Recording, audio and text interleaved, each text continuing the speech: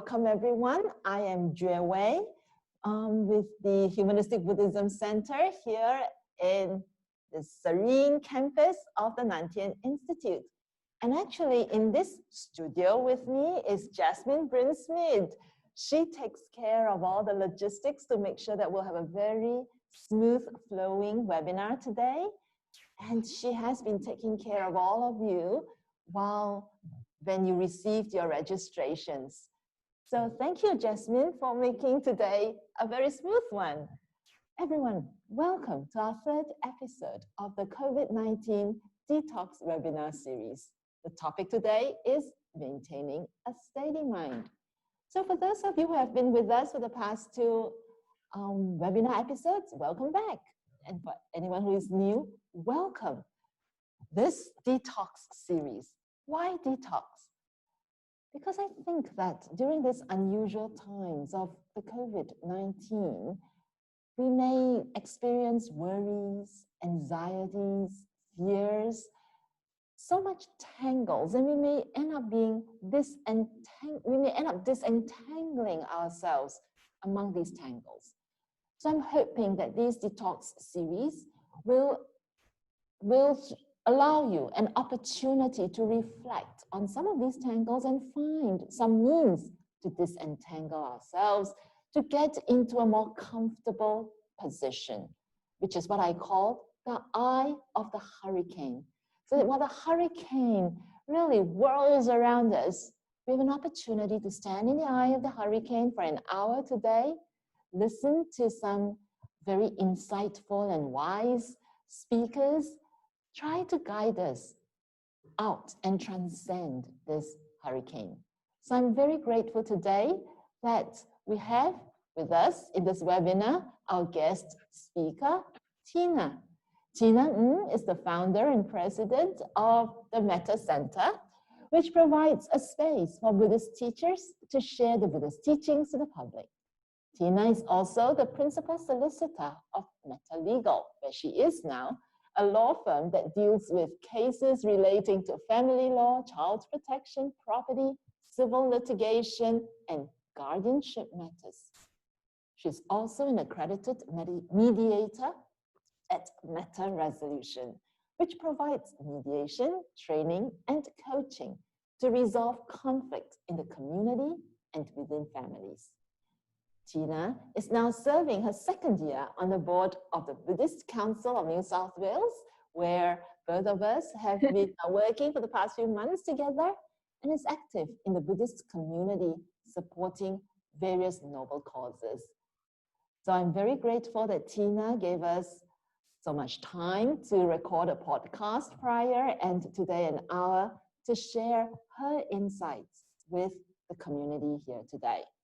So, to begin, Tien, why do you think that maintaining a steady mind, the topic of the day, is important to us? Thank you, Venerable Juewei, and thank you so much for that introduction. Well, with the steady mind, we often read about that in Buddhism. We read about the steady and the calm, equanimous mind, and it seems like such a beautiful ideal to work towards. But in practice, very often as practitioners, we find it's not an easy task. And especially during difficult times, it's hard to maintain the steady mind. And of course, right now, we are all in this situation with COVID-19, and so many of us find that it is very difficult. So I thought I'd choose this topic to explore with the audience here today on how we can practice the maintaining of a steady mind. And if it's okay, today's session, we'll be doing things a bit differently because I actually prefer a lot more dialogue as opposed to just doing a talk, and also to meet whatever questions and challenges that the audience may be facing, and we can meet that together in this session. So I hope that today we can have an interactive session. So I hope you're all ready for this. And I'll be inviting all the participants to share in the chat your answers to the questions that we may be posing, or if you have any questions, you can also feel free to put them up. But the question I'd like to pose for everyone to consider is, what challenges do you face in maintaining a steady mind? And we can then explore some of the answers as part of this session. So as I understand it from the IT team, if you would like to share your answer with others, then you put it in the chat box. But if you would like to have it more anonymous and just for the panelists to read, then you can put that in the question and answer session. Right. So first of all, Tina, you have the liberty to do whatever you want with this webinar. I have learned from COVID-19 that I have to deal with the unexpected all the time. Excellent. Yes. So what we'll do is that we'll put a poll out perhaps to our participants now and see if people think that they are able to maintain a steady mind. So the poll is launched. If you have it, just click on the answer that applies. Don't think too much into it. It's just to start us off engaging. So do you think you can sometimes, or just flat out no? And if you would like to start answering the question that I posed earlier, feel free to put that in the chat as well. So what kind of challenges do you have, if you have any, in maintaining a steady mind?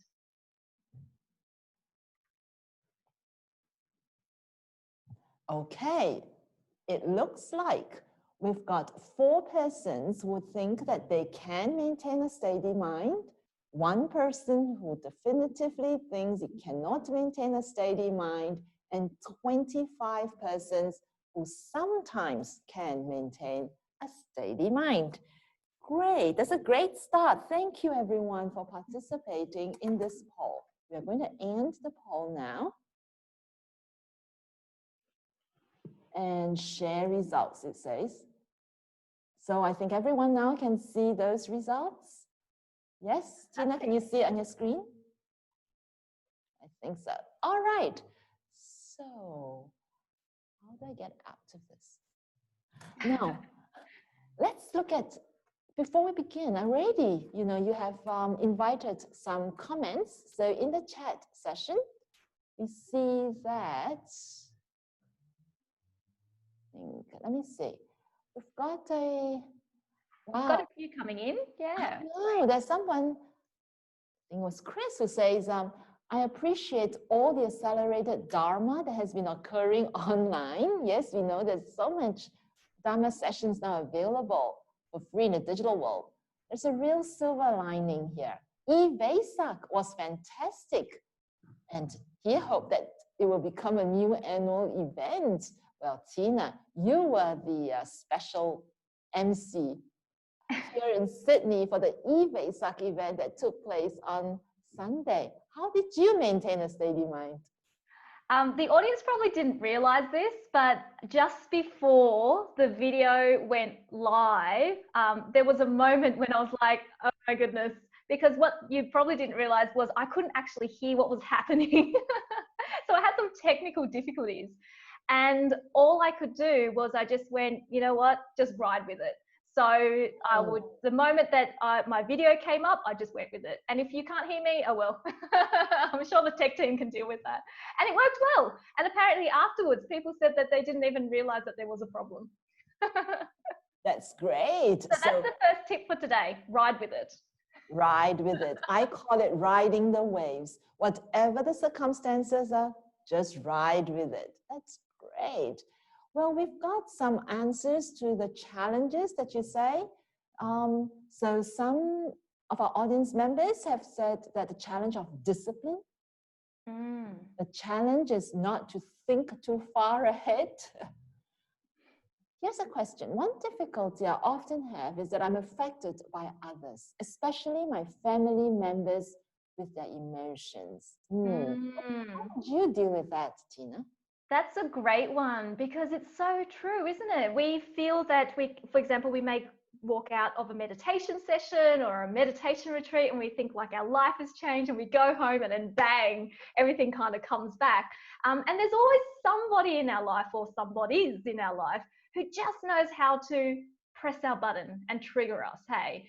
So it may be that we will meet people who will say something to us and it doesn't have the same effect. But when this particular person says it, it will have an effect. So when there are other people around us, that is also part of the practice, right? So I call the people who we may label as difficult, they are my teachers. They are also the ones who keep me humble. They're the ones that I realize, okay, I've had more work that I need to do, and this is a new challenge for me. So if we start to see that, then we start to see that this is an opportunity to practice. The other thing that I would like to offer to people as well is people don't actually set out to be difficult. Okay, they don't wake up in the morning and go, I'm going to be difficult today. Very often they may have those intentions to be difficult, or they may do it unintentionally.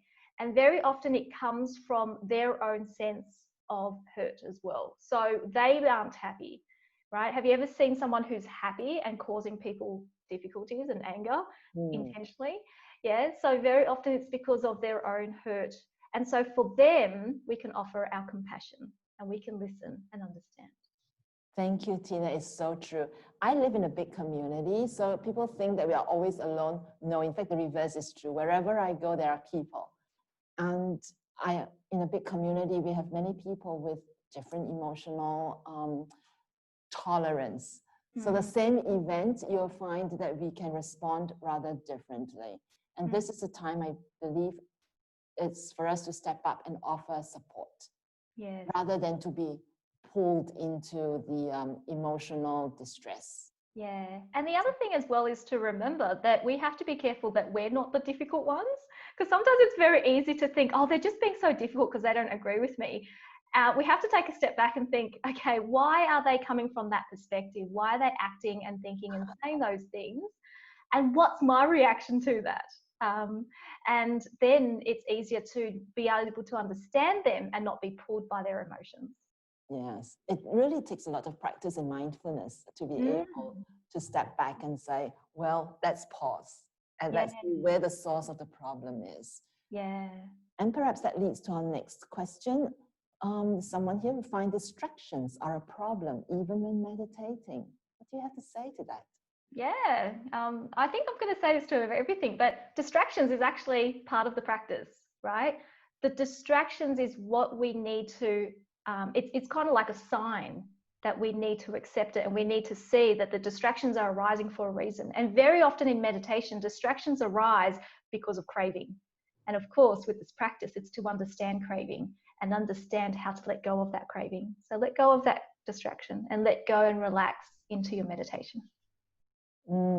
That's right. And I remember in your podcast, you mentioned that one of the key methods to maintaining a steady mind is the act of mindfulness.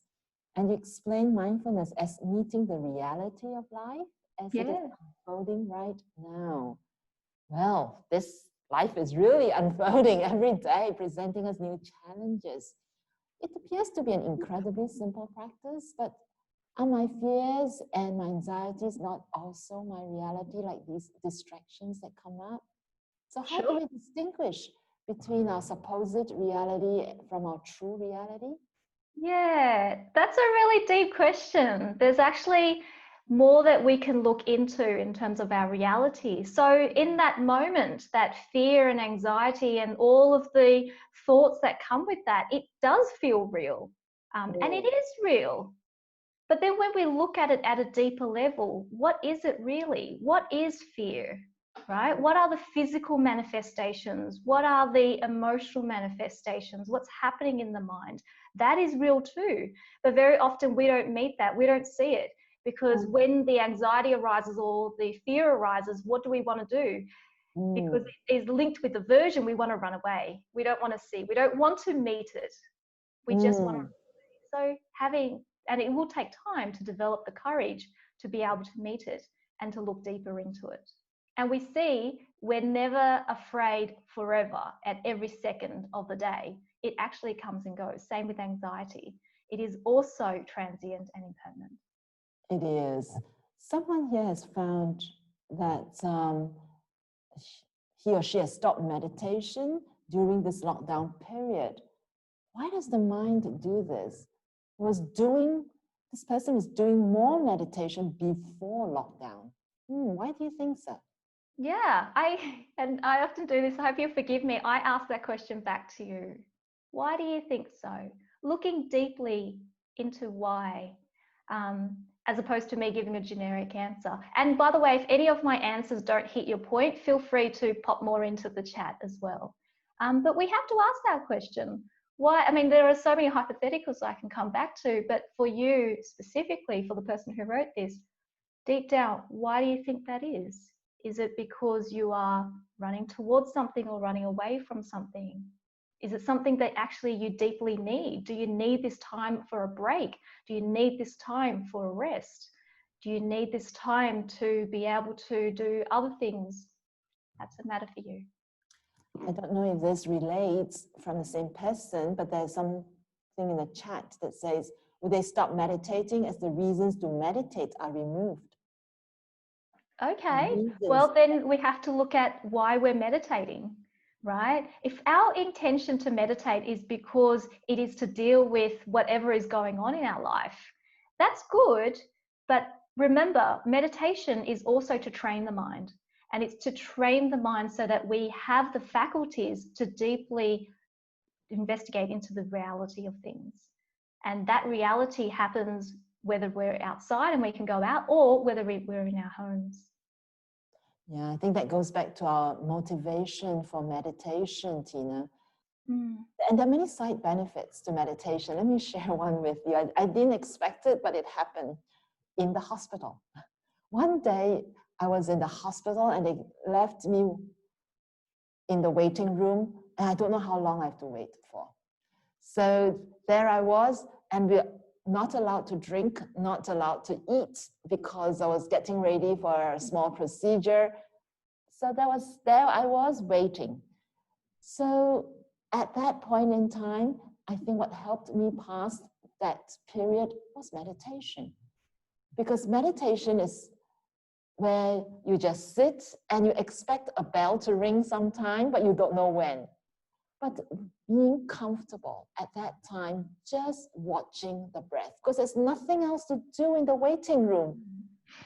So what I felt that meditation has done is that the practice has helped me to deal with circumstances that are out of my control. I think we sometimes end up being control freaks. We like to control everything. So when we don't have the ability to control, it brings me back into a peaceful state. The other thing as well is I invite you to meditate just for meditation, just to sit.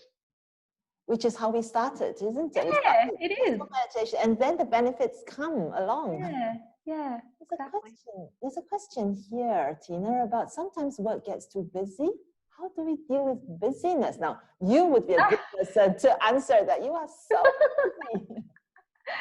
I know, busyness is a funny thing, isn't it? Because very often now when you ask people, how are you? They would say good, or the other alternative is, oh, busy, because we have such busy lives. Busy with what though, right? What are we busy with? And are we busy with our life and what we do, or are we busy because of what's happening in our mind? So although I, for example, as a lawyer, and I run also a charity called Metta Center, so very often I have a lot of engagements. So my days, I start in the morning and essentially I have something that's going on every moment of the day.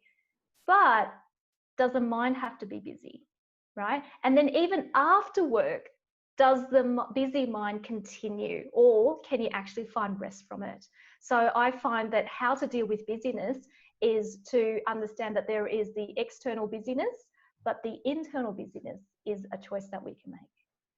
Wow, that is so much aligned to what Venerable Master Xing Yun, the founder of Tien Institute, says. He keeps telling us we can be busy physically, but inside us, we have to maintain that steady mind. Wonderful. Now, one of the challenges that was raised at the beginning is not to think too far ahead. What do you think about that? I won't think too much ahead. Yeah, so I suppose as a lawyer as well, I can't control everything that will happen. So for example, when I go to court and I'm presenting to the court, I don't know what kind of questions. I don't know what kind of questions you're going to ask me, okay? I can't think ahead and I can't plan ahead. And that's what will allow the beauty of life to happen, because life will then unfold and we are agile enough to meet whatever comes, as opposed to us trying to control and predict everything in our life, because how often does that actually come to eventuate? So if we try to predict and control everything that happens and it doesn't happen, and because we're stuck in that, it's then hard for us to maneuver out of it. But if you're just open to whatever happens, you will prepare and you can do everything you can to prepare for what you need to do, but then just ride with it, like that earlier tip. Well, speaking about riding with it, in your podcast, you said that fortune tellers make their fortune from revealing our futures so that we may continue living without the pressure and anxiety of the unknown. But how much of our lives are really beyond our control, and what point do we need to just let go? Yeah. So a few points there. So what I said in the podcast, if you haven't watched it, is very often people who are anxious about their future, they may go to fortune tellers. Fortune tellers don't actually reveal your fortunes. And what we're trying to do in that moment when we're going to see the fortune teller is to alleviate any concerns or curiosity or fears or worries about the future. And part of that is because the future is so uncertain. And it's hard for us to then grapple with that kind of uncertainty, especially when we think that it may be a negative outcome. So how do we then deal with it? By being able to be open to whatever life brings. Yeah. So Venerable, there were two questions. If you could just ask the first one again. Yes, the first question is, how much of our lives are beyond our control? Thank you. Yes. So amazingly, there is actually so much more of our life that's beyond our control than we actually think. Think about, for example, your body, right? Is that your body within your control? Can you tell your body, don't get sick, don't get coronavirus, don't age, don't die, right? It's actually outside our control. And what about our minds? Can you tell yourself right now, stop thinking? So I invite you, stop thinking right now. It's hard, isn't it? Yeah. So there's so much more outside of our control than we actually understand. And the second part of the question? At what point do we need to let go? Yeah, let go of. Well, I'm the control freak, right? I love to have very good project plans. I'd like to have everything acting according to my plan. And for example, a webinar plan, and in comes Tina. And she says, sure, do it differently. Do it differently. At what point should you let go? I would say now. Or I could also say you should let go when you're ready to let go. So part of that is also the practice to be able to see the link between us holding on and our suffering. So if it is that you're holding on to the uncertainty of the future and you're trying to control the uncertainty of the future, can you see the link between that and your suffering? Can you see the link between that and your anxious mind? And if the moment you can see that and you realize it is linked with that, you would naturally let go. So for example, if you put your hand on if you hold on to a hot coal, you don't need someone to tell you you need to let go. You don't need someone to tell you when you need to let that go.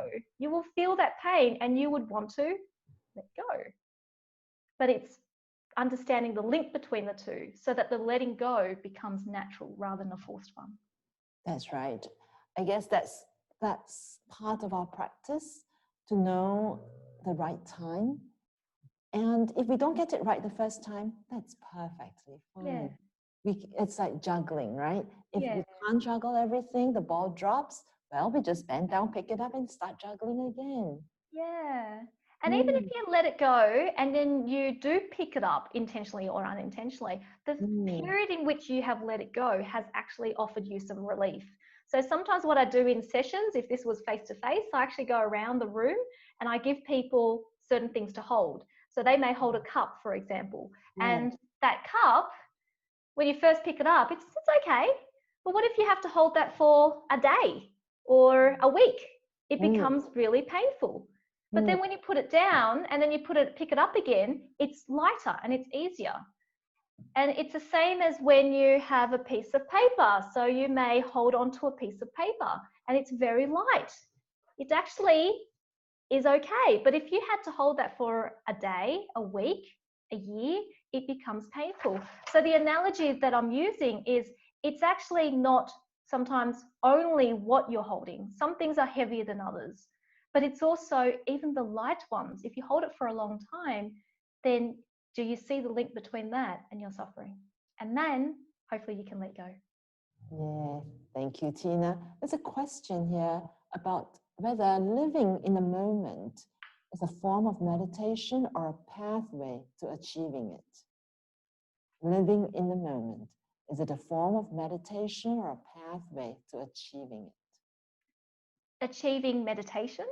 Achieving, yeah, I think so. Okay. I think the point of meditation is you're not necessarily achieving anything. And that's the beauty of it. You know, so much of our life, we're always doing things in order to achieve, right? We have that mindset of wanting, of craving, of I want this or I don't want this.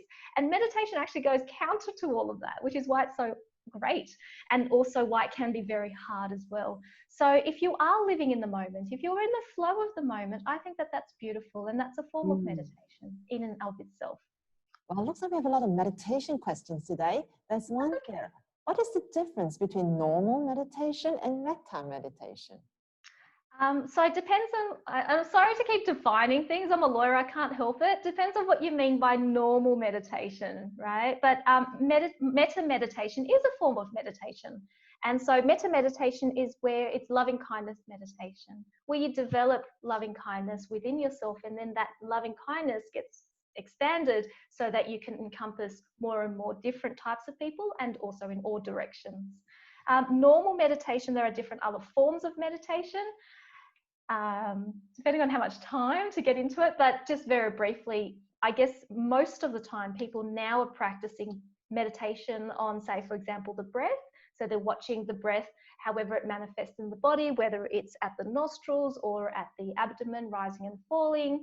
So that form of calm abiding meditation perhaps is what you mean by normal meditation. That's some of the differences. It's just the change in object, but both of them, metta meditation, breath meditation, it is a form of calm abiding meditation. There are many different types of meditation, and different traditions offer different types of practices. Here at Tien Institute, we have a subject that's related to mindfulness theory and practice. It's very popular. So we can see that really many people are interested in the topic of meditation and mindfulness. Yeah. And recently, I've put together a new novel, coronavirus meditation, in response to the coronavirus. And in that form of meditation, I combine metta meditation together with the Pure Practice chapter of the Avatamsaka Sutra, so that in all our daily actions, we are able to visualize metta, compassion to everyone. Yeah. We have also here another question. If we can see cause and effect in all things, does this help to reduce our suffering? If we see cause and yes, absolutely. That's wisdom, that was isn't an easy it? one. Sorry, I got a little distracted because I just want to pick this up. Someone says, I feel my level of spirituality is at the level of a baby. I think babies are very spiritual, first of all. And secondly, the beginner's mind is one of the most fertile mind to learn any practice of Buddhism. So please don't, and we don't have to judge our practice. So there are some people who've been practicing for a long time and they're stuck. But then there are also some people who practice and they just come into the practice and they've fallen into it. So there is no need to judge. There is no need to judge yourself or your practice. Right. There are many times I wish you were just a baby. Yeah. I don't mind someone feeding me and taking care of me. So there's another question here, Tina. As I read the garden of my mind and heart. It's not work, but it's a joy, it's a practice. Well, share your experience with gardening. I love the garden. In fact, I'm starting to take some tips about, and I'm sharing it with people as well. I actually think that gardening is a form of Dharma practice. And there is so much that the garden has taught me. And really, it's the nature that has taught me. And so, yes, I agree with you 100%. So use your gardening as your practice. There is a lot that nature can teach us, and some very deep dharma in it as well. So nature, as you know, it's very forgiving. It's very loving. You cut one part of a plant and then you can stick it in soil or water, and then there will be another one that reproduces. It's constantly giving and very forgiving. I nearly killed a few plants, but they came back alive. They're very forgiving. But the other thing as well is very recently I came across pests, right? So as a gardener, of course, there's lots of pests. But what are pests really? Isn't that also our perception and our judgment of, I don't like this pest, and that's why I'm going to name this particular insect a pest? Yes. It's constantly challenging us, and it's wonderful. Great. I have a weeding story to share as well. When I first went to the Buddhist college in Taiwan, one of the chores that the teachers make us students do is to pull out weeds in the garden. Now the problem is that when I came straight from Singapore, living in high-rise buildings, so I don't know anything about gardening, and I cannot tell which is the weed and which is the grass. So the first thing I did was I raised my hand and asked the teacher, so teacher, tell me, which is the weed and which is the grass? And the teacher says, it's those beautiful leaf, green I go like, what? And then I go like, what about those straight-leafed things? That's the grass we want to plant. So that's the first thing I learned. Don't judge a book by its cover. It may be pretty, but it's unfortunately labeled a weed. Yes. Then I learned to pull weeds, right? Once upon a time, I remember a teacher telling me that when you pull out anything, you must pull out all the roots, because if you leave roots in the ground, when the spring wind comes, it will grow again. So therefore, I started very carefully weeding. So we had a 20 minutes chore session. Tina, how many weeds do you think I managed to de-weed from that garden? Oh, I don't know. How many? 1. So I was very, very careful pulling out the roots of that one plant. And I realized that what's above ground is this big, but what's below ground is really deep, very, very deep. And you have to be very careful because it's all intertwining with the good roots. Yeah.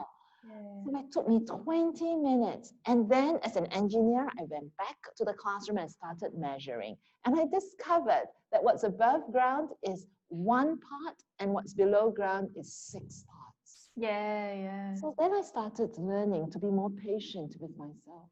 If I have to remove a bad habit, what I see as the bad habit is only 1/7. There is actually much deeper roots beneath. And I have a great analogy. Yeah.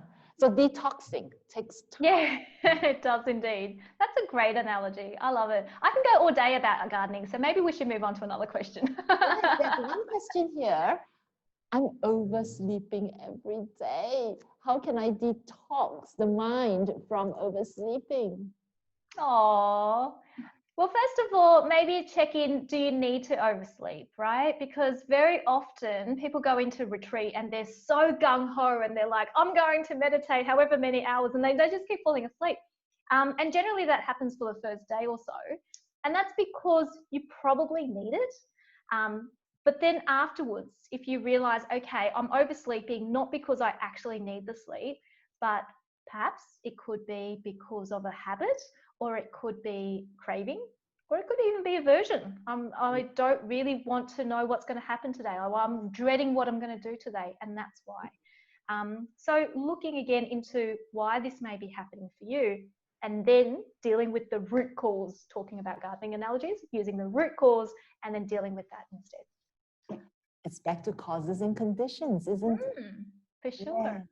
And here's another question from Tom. What little rituals could we do during the day to help steady the mind? Oh, great one. So many. You can have triggers throughout your day that will trigger you to remember to just breathe and bring yourself back. And it could be anything, right? So it could be, for example, every time you open a door, right? Every time you open a door, you just take a moment, check your intention, check your mind, where are you at, and then open and proceed. And you can use that analogy in different ways. If you're driving and you get a red light, instead of getting upset that you've got a red light, just use that as a moment to pause and to maintain and to steady the mind again. If it is, for example, that you are with someone and certain things are triggering you, have your mindfulness there. If you know that speaking to this person is going to trigger you, maybe practice some meditation before you even go in, whether it's some meditation that is calm abiding. It could be, for example, sharing metta to them before you go in and then starting through. So then you bring your mind back as much as possible. I have this beautiful guanyin in my office space, for example. That's not just so that I can use it as an analogy and help my clients, but it's also good for me too when I'm hearing their stories, and I can also emulate the qualities of what guanyin is sharing with us. Yes, I recall that there's a question here about your beautiful guanyin.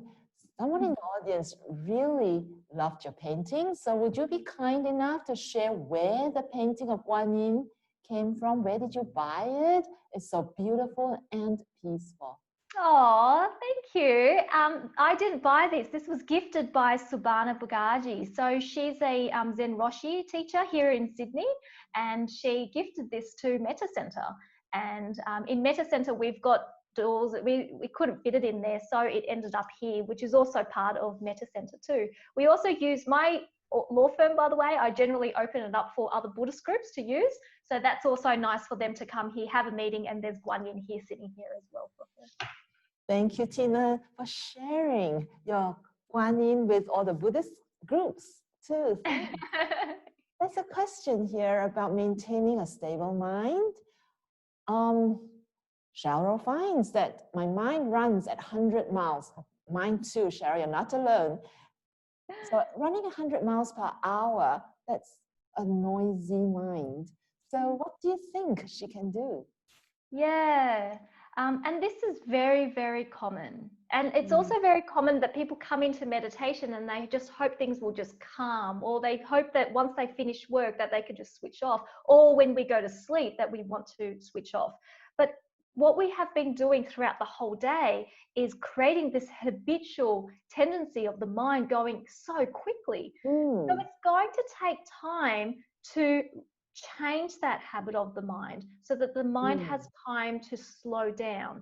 So you can do things, for example, find ways to get out of your usual routine, right? That could help you. Or you can bring it into your routine. So for example, when I do the dishes, I actually really enjoy doing the dishes and the laundry, because that's a time when I can just be there doing what I'm doing.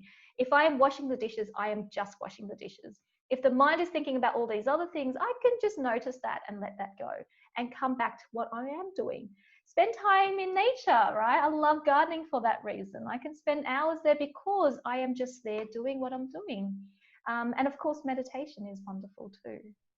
Yeah, that's very good. I think we find ourselves, once we become more aware, and that's what meditation does. Mindfulness helps us to be aware that our mind is racing. And once we notice that it's racing, we know that we need to look for an alternative. Yeah. And that's what I think we will end up feeling more empowered and less disempowered when we know that we have alternatives. Yeah, absolutely. Sometimes people don't even realize that they have an alternative, that the mind can be calm and steady as opposed to the usual racing mind, because we're so used to that. And so having a break from that, see it as your mental holiday where you can have a break from that. And then from time to time throughout your day, just give yourself permission to just be here, just be present. You don't have to worry about all the other stuff. You don't have to think about all those other things. And as you have more of those moments where you give yourself permission to just be and not think and not worry, then you would at least have some relief. And those times can get longer and longer. Yay, that's right. Until it becomes a whole day. Yeah, exactly. And become the Buddha. Yeah. And also, don't be so hard on ourselves. Hey, so if you do fall back into thinking and ruminating and all of that, it's okay. Just be kind with yourself and say, that's okay. I'm coming back now. I'm going to have my cup of tea or whatever it is. That's right. And that's what meditation teaches us. When our mind wanders off our breath, just come right back. It's okay. It's perfectly fine. Yeah. So Tina, as a legal solicitor, you're exposed to people in some of their most vulnerable states. You have shared with us that in consultations with Buddhists and non-Buddhists alike, you witness this very high levels of self-critique and negative self-talk that you've been also talking about a lot today. So how does accepting and cultivating what you call compassion or unconditional love for ourselves interrelate with this maintaining of a steady mind? Yeah. So, what usually happens why we don't have a steady mind could be because we're ruminating, could be because we're doubting ourselves, could be because we're doubting the future and what's going to happen and all of that. And a lot of that stems from this sense of, I'm not enough, or the world is not enough, or my life is not enough, or whatever it is. You're not happy with it. You're not happy with yourself. So unconditional love and the practice of loving kindness or metta for oneself, why that's so important is because it allows us to realize that whatever we have and whoever we are, at this point in time, it is enough. And that's quite beautiful. And then very often that will then mean that when there is a negative thought that comes in, that negative self-talk sets in, we have a moment with our mindfulness to know that it's happening. And we can say to ourselves things like, that's okay, I forgive myself, or that's okay, I can let that go. That's okay, I still love myself. And that is so powerful. And very often that's enough to stop the thinking in its tracks, even just for a moment, or perhaps forever. Yeah, so maybe very related. We have a question here on how we can develop more patience with ourselves and others when we get frustrated. It's a practice. So the good thing is you realize that you are getting frustrated. Sometimes people get frustrated and they act on it, right? And they just throw their anger and frustration at other people. I get that all the time as a lawyer. People aren't angry at me, they're just angry at the situation, and I happen to be here, so they throw it at me. And so when that happens, like the Guan Yin here, hearing their cries, hearing your own cries, and holding that with compassion, holding that with equanimity, and understanding that those cries and frustrations come from a point of hurt. And then from there, you develop your patience to sit with it. And sometimes what happens is when we have someone telling us something that we don't like, we want to get rid of it. So when there's aversion, we just want to get rid of it. We can't sit with it. So to be able to sit with it is a practice of patience, equanimity, and compassion. It is. It's like if I cut my finger, I'm not going to chop off my entire hand. Yeah. Instead, I'm going to love it and want to nourish and bring it back to health again. Yeah, exactly. So if we think of whoever's before me as really a part of me and good conditions that we are together, then we'll try to nourish everybody back to health. Yeah. So here's another question, Tina. I wanted to work towards my higher studies, but I feel unable to continue because I find no purpose in studying further. I know that life is a long journey of learning new things, but still, the lack of purpose weighs me down. How should I overcome this? So coming back to why is it that you feel this way? Is it because perhaps you're not studying a course that you're interested in? Perhaps the career path that comes from what you are studying isn't really what you want to do. Do you know what you want to do? The other thing as well is I just love learning for the sake of learning. That's how I got through uni. So I had to study law, lots of reading about things that aren't actually that interesting, but I try to find interest in it. And I try to find interest even if I'm not learning for the content, but I am learning for the qualities that I may be able to develop by doing this. So by you persisting through, by you learning, by you opening yourself up to this, seeing it from a different perspective, perhaps it will give you joy and that will help you through. Yeah, I've discovered here at Tien Institute, for instance, that learning is not just content learning, it's also being with the community. I think being with the community is important as part of what you have already recognized as life being a lifelong learning process.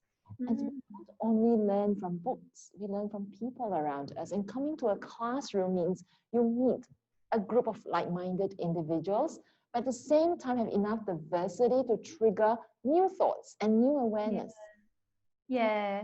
But the purpose question is really important. And I think it comes down to that. What is your purpose? So from high school, I already knew I wanted to be a lawyer. And the purpose of me wanting to be a lawyer was because I thought that that was a good way to help people. So during the times when I was studying, there were many, many times when I wanted to quit. My brother can tell you that nearly every semester when exams come, I will say to him, I'm quitting. And I remember when I finally got my degree, he said, I thought you were quitting. And what actually got me through was because I realigned what I was doing. And that gave me a lot of courage really to keep going through, because I remembered, okay, I'm not studying for me. I'm studying because I hope that this will lead me to an option to help other people. So perhaps find what your purpose is. What's your high purpose? And always have that as your goal. Yeah.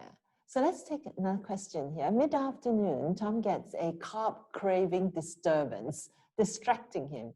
It is said to be a blood sugar thing. That is, it's a physical condition affecting the mind. How could he use his mind to help him with this?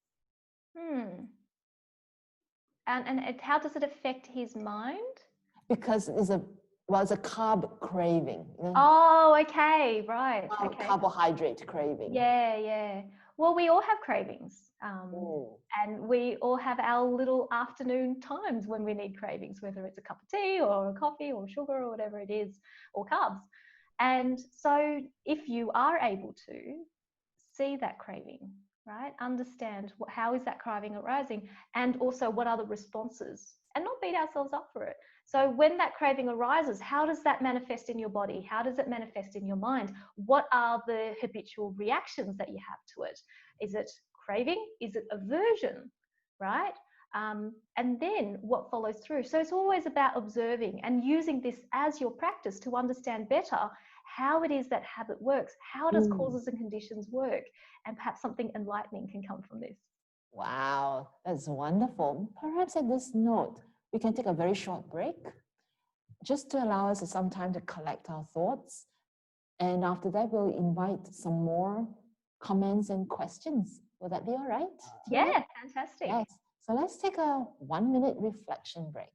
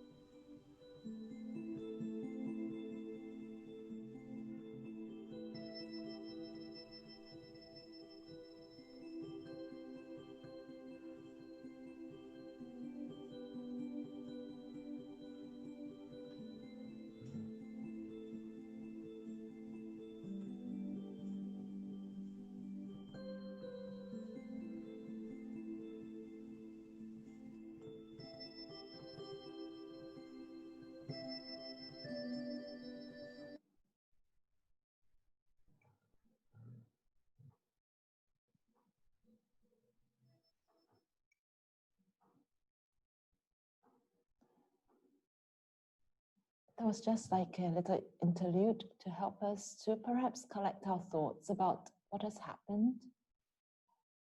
And we invite all participants, if you have any further questions, to again put them into either the Q&A or the chat sessions, and we'll try to answer them in the next 10 minutes. So let's see what we've got here. When one is in meditation and you receive a burst of enlightenment, is it possible to stay in that moment and to go deep, thus being closer to the quote-unquote, I think, divine enlightened one? Tina, what do you think? You know, when it comes to meditation, if you have any craving, you're unlikely to get there, okay? So just be careful of that, right? So when you have that sense of you have that craving for the divine enlightenment one and you want to do this in order to get there, it may go counter to what we're trying to achieve in meditation. So just allow yourself in meditation just to have things flow. We don't actually have to do anything in meditation. And then can I just take us back to an earlier question? It says, I'm victim of friends or family suffering as I feel I cannot help them, or they don't want to work on themselves or work inside. Can I do? Can I answer that question? Please.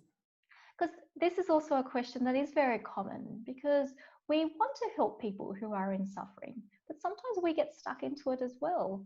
And especially when they don't help themselves. So as a lawyer, I come across this all the time. As an outsider, it's easy for me to give advice to somebody else about what they're going through and how they can get out of it. And it's very clear that what they need to do to get out of it. And I think it's pretty good advice. And they may even hear this advice from other people, not just me, but they don't do what they need to do.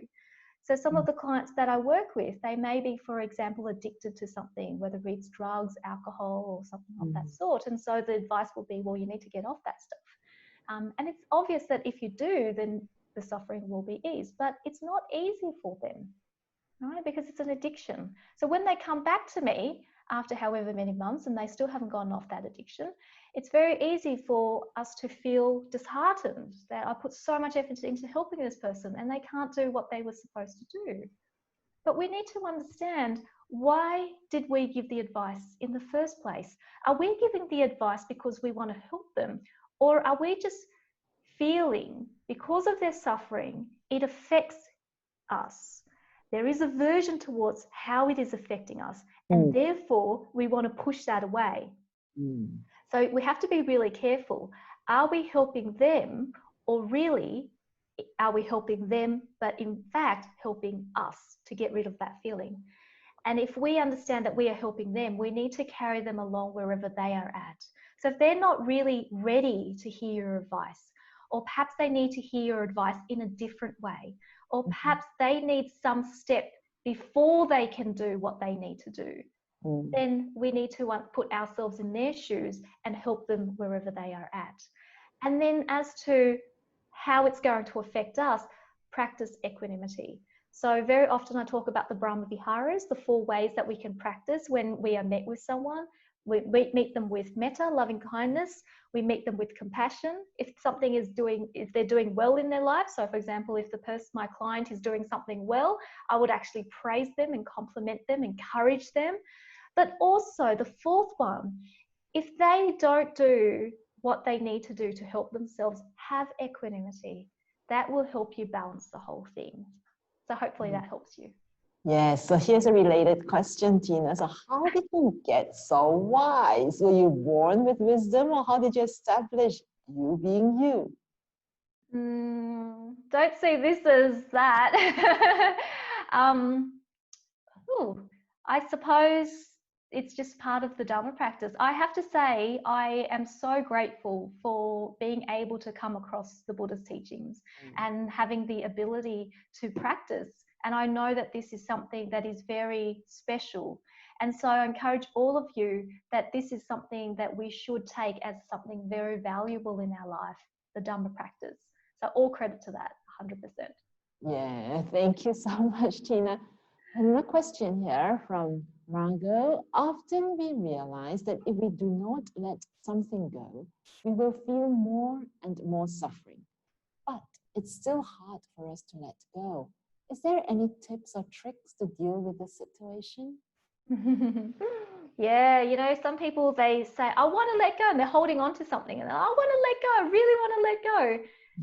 But what they are doing is they are looking at what they're holding on to right? Whether it's the relationship, so they blame the relationship. Oh, it's his or her problem, or it's the relationship's problem, or it's the work's problem. So they're looking at what they're holding on to, as opposed to looking at the holding on itself. So once we turn our minds, instead of just looking at the content or what it is that you're holding on to, and look at the craving itself, and then understanding the habits of that craving, why are we holding on, right? Why are we holding on to this? And then understanding that, so that we let go fully with understanding, as opposed to letting go because we are told to or we are forced to. The other thing that the Buddha taught about craving is, in order to deal with craving and let go of craving, we have to see the, not the benefits, but the what is adverse. So what are the disadvantages of the craving? And once you start to really recognize the disadvantages of the craving, then you will naturally let go. Thank you. I think it's back to the causes and conditions again. So it's like the weed I said, you have such deep roots. It's to go down and find the roots. And the roots may be really disentangled, and we have to work on them. So here's a question about meditation again. Do you think that children with the beginner's mind may find it easier to meditate than adults because they may not have as many mental distractions? Yeah, maybe. Depends on the kid, right? Because there are some kids who can't even sit still.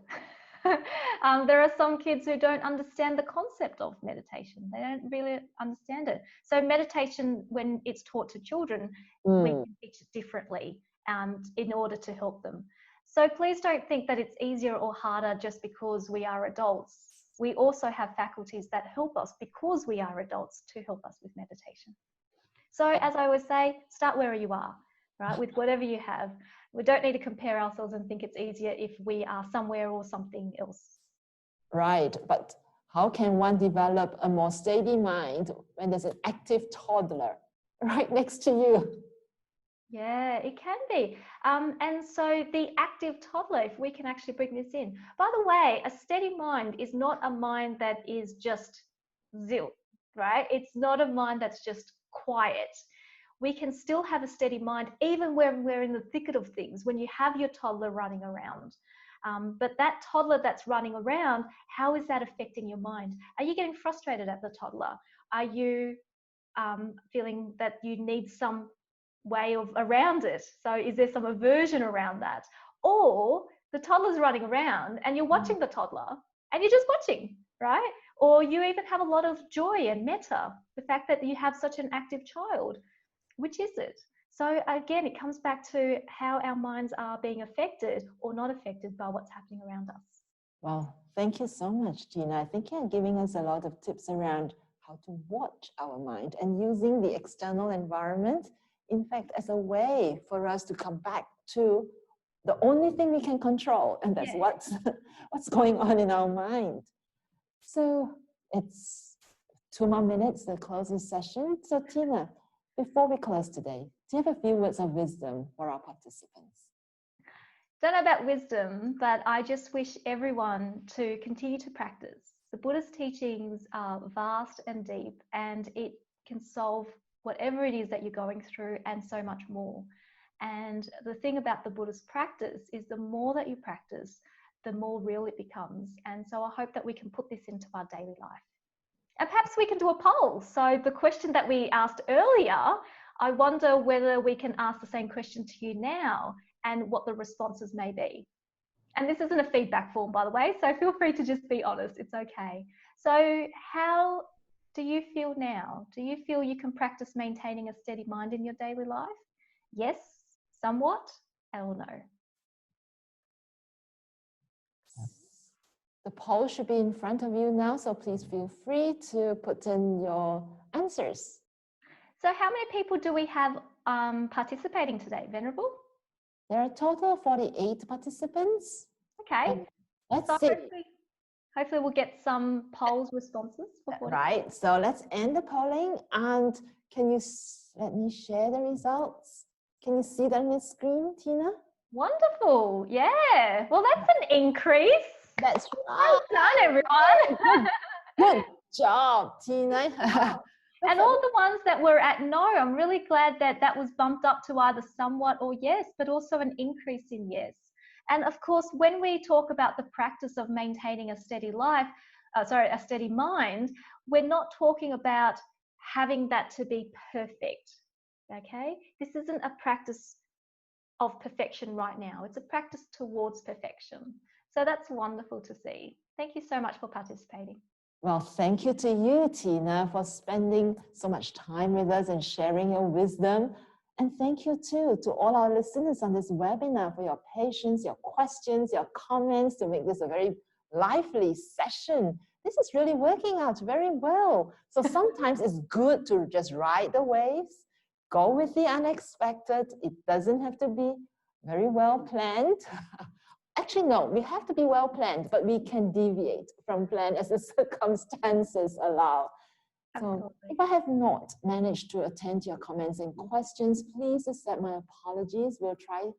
Maybe you can come on board next week and we can ask Matt Hart. There is a question about Tina's podcast.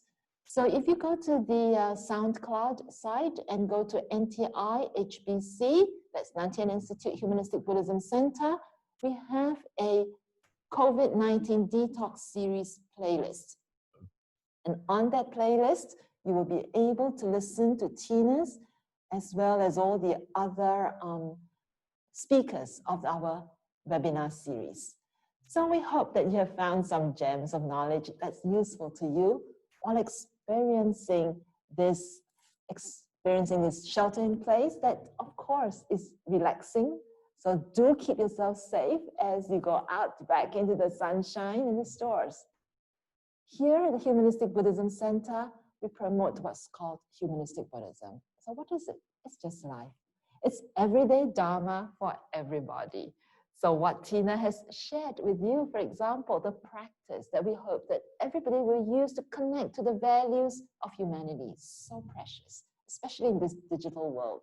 Let's connect again with the community and connect with the good values that are all inside of us so that we can exhibit them in our personal and professional lives.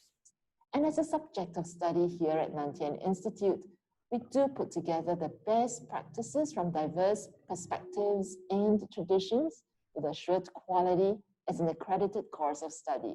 So we welcome you to come and find out more. Next week, we will continue our webinar series with an episode on self-coaching for transformation with an executive coach, Meg Hart. We hope that you will continue to be able to join us. Finally, I'd like to welcome you to join me in a mindful checkout to transfer the merits of the day to all living beings.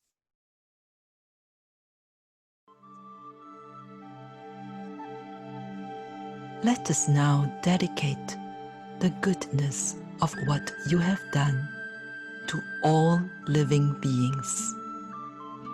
May kindness, compassion, joy, and equanimity pervade all worlds. May we cherish and build affinities to benefit all beings. May Chan, Pure Land, and precepts inspire equality and patience.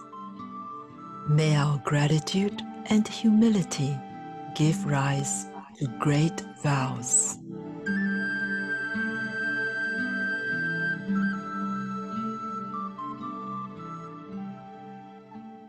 Indeed, may the merits of today's session be dedicated to you, your family, your loved ones, and all beings. May all be safe and well. Thank you very much.